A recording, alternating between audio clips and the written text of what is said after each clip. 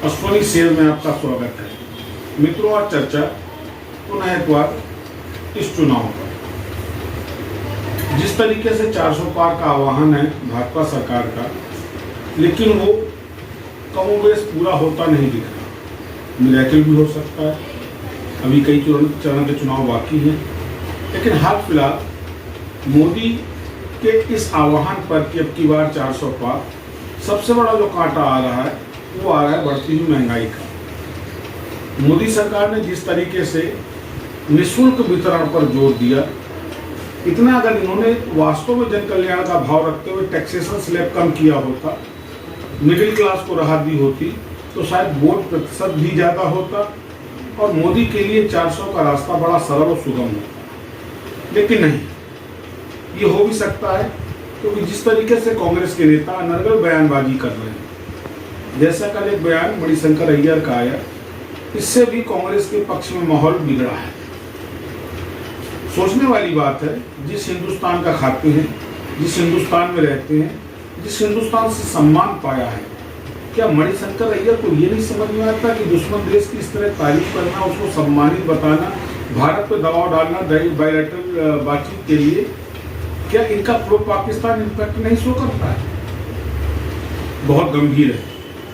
कांग्रेस को विनाश की तरफ ले जाने में सबसे बड़ा रोल ऐसे ही नेताओं का है, जिसमें प्रमुख है मणिशंकर अय्यर, सलमान खुर्शीद, चिदम्बरम, इस तरीके के वो तमाम नेता जो कभी न कभी कुछ ऐसा अनर्गल बयान देते हैं जिससे कांग्रेस की छवि जनमानस में एंटी हिंदुस्तान हो रही है।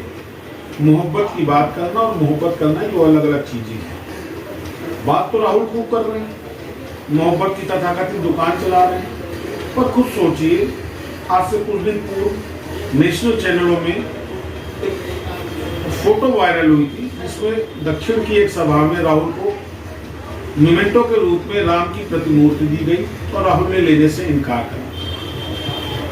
प्रियंका जी का एक बयान था, राम सबके हैं, पर प्रियंका जी ये ना बता पाई आज तक कि वो 22 वकील किसके थे जो राम मंदिर के विरोध में थे।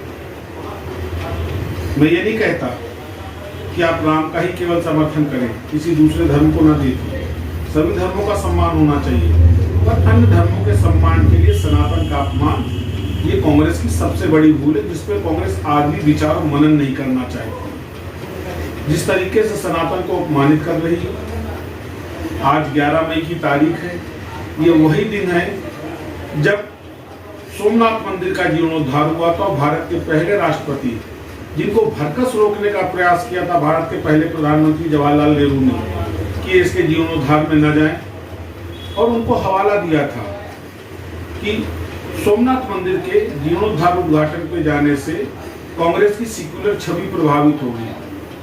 और बड़ा सुंदर जवाब दिया था तत्कालीन राष्ट्रपति डॉक्टर राजेंद्र प्रसाद ने कि हम मस्जिदों में भी तो जाते हैं, हम गिरजाघरों में भी तो जाते हैं, तो मंदिर में ही जाने में सेक्युलर छवि कहाँ से प्रभावित हो रही है? मित्रों, सेक्युलरिज्म के नाम पर जो एंटी सनातन सोच है कांग्रेस की, जहां ये कांग्रेस को खत्म कर रही है, तो महंगाई नियंत्रित करने में असफल भाजपा सरकार को भी संघर्ष करना पड़ रहा है। आप देखिए, आए दिन छोटे छोटे शहरों के दौरे हो रहे हैं, मोदी आ रहे हैं, योगी आ रहे हैं, बड़े बड़े भाजपा के नेता दौड़ रहे हैं। ये केवल इसलिए है कि भाजपा 52 से 57% मिडिल क्लास को संतुष्ट करने में पूर्णतः असफल सिद्ध हुई है।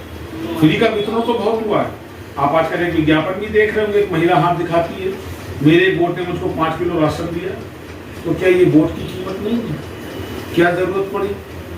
दुनिया जानती है, आप जगह जगह छाप रहे हैं कि हम 80 करोड़ को फ्री खिला रहे हैं। फ्री क्यों कर रहे हैं? एक तरफ तो आप फ्री बीज के नाम पर दूसरी पार्टियों पे आपत्ति उठा रहे हैं, दूसरी तरफ हम फ्री खिला रहे हैं। सोचने वाली बात है दोनों ही पार्टियों के लिए। पुनः इस वीडियो के माध्यम से मैं स्पष्ट करना चाहूंगा कि जब तक सनातन विरोधी सोच कांग्रेस नहीं खत्म करेगी, वामपंथ के प्रभाव से नहीं मुक्त होगी, सेक्युलरिज्म के नाम पर सनातन का विरोध नहीं बंद किया जाएगा, कांग्रेस का उद्धार नहीं है। तो दूसरी तरफ महंगाई अगर नियंत्रित नहीं होगी, 52 से 57% मिडिल क्लास को भाजपा नहीं कंसीडर करेगी। इस बार तो जीत है, लेकिन भावी भविष्य में जीत इतनी सरल और सुगम नहीं होगी।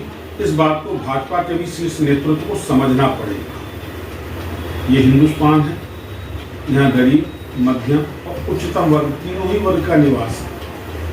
केवल गरीब या उच्चतम को लेकर के कॉर्पोरेट के फेवर में चल करके आप हिंदुस्तान का शासन सत्ता नहीं कर सकते। 52 से 57% की एक बड़ी आबादी को नजरअंदाज कर सरकार नहीं चलाई जा सकती। इस बात को दोनों ही पक्षों को समझना पड़ेगा। और मणिशंकर अय्यर जैसे नेता ये कांग्रेस की ताबूत की आखिरी कील साबित होंगे, ये कांग्रेस को भी समझना पड़ेगा। पुनः मुलाकात करूंगा मित्रों, नमस्कार।